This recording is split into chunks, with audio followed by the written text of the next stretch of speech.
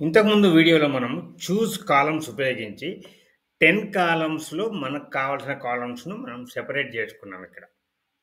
మీకు నా ఛానెల్‌లో అది ఉంది. చూస్ కాలమ్స్‌తోని మనం అది జేసినాం.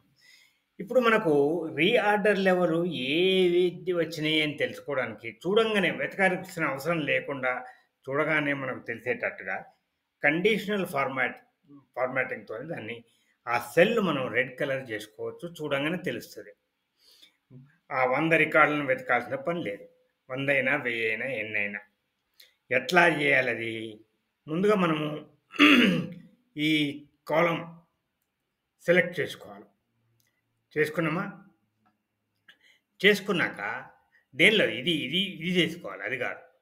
చేసుకున్నాక మనం కండిషనల్ ఫార్మాటింగ్ ఈ రిబ్బన్‌లో ఉంది చూసారా ఇక్కడ కండిషనల్ ఫార్మాటింగ్ అనేది ఇది మనం డ్రాప్ డౌన్ క్లిక్ చేసినట్టయితే ఇప్పుడు హైలైట్ సెల్ కలర్స్ కాదు. న్యూ రూల్ అని పెట్టుకుందాం మనం.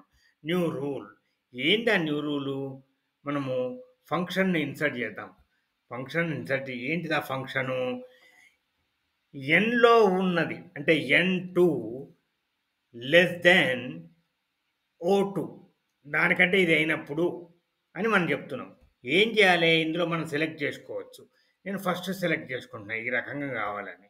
ఇప్పుడు డన్ అనేది మనం క్లిక్ చేసుకున్నట్టయితే మనకు ఆ రకమైన కాలమ్‌లో చూడండి అన్ని సెల్స్ ఎక్కడెక్కడైతే మనము రీఆర్డర్ చేయాలనో ఆ ఐటెమ్స్ అన్నిటికి హైలైట్ అయిపోయినాయి.